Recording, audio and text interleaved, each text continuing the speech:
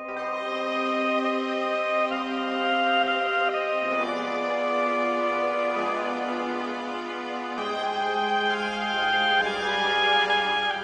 کل پان، گٹکا، خوشبودار سونف، سپاری، مین پوری اور سگریٹ نوشی وغیرہ بہت عام ہے۔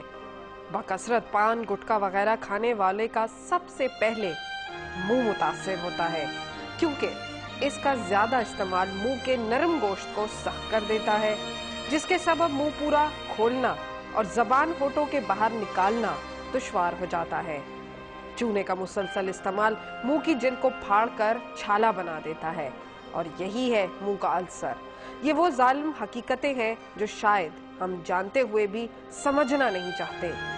پاکستان میں ہر سال کئی ہزار افراد اس زہر کے نتیجے میں موت کے منہ میں چلے جاتے ہیں، اور یہ تعداد صرف ان کی ہے جو ہسپتالوں تک پہنچتے ہیں۔ اس زہر نے کتنے ہی گھروں کے چشم و چراغوں کو موت کے منہ میں دھکیل دیا، اور مزے کی بات یہ ہے کہ جب اس پر پابندی لگائی جاتی ہے تو اس کی فروخت میں مزید اضافہ ہو جاتا ہے۔ اسی بارے میں بات کرنے کے لیے ہم ایک ہسپتال پہنچے، اور وہاں ہم نے کیا دیکھا آئیے آپ کو بھی دکھاتے ہیں۔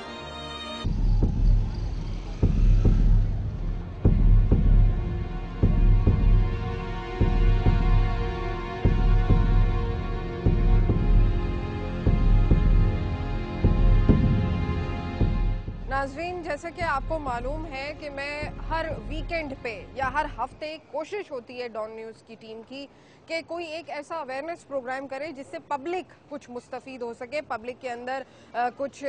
سمجھ بوجھ آ سکے، اور وہ کچھ چیزیں سمجھنے کی کوشش کریں جو کہ ہمارے عوامی مسائل ہیں۔ آج کا ٹاپک ہمارا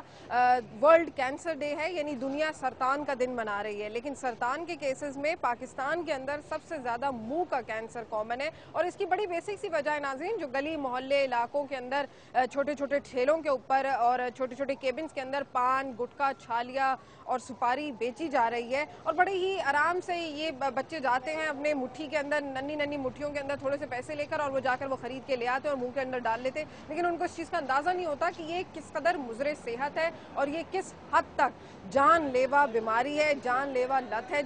جس کا اینڈ بہت برا ہے۔ آج ہم نے یہاں پر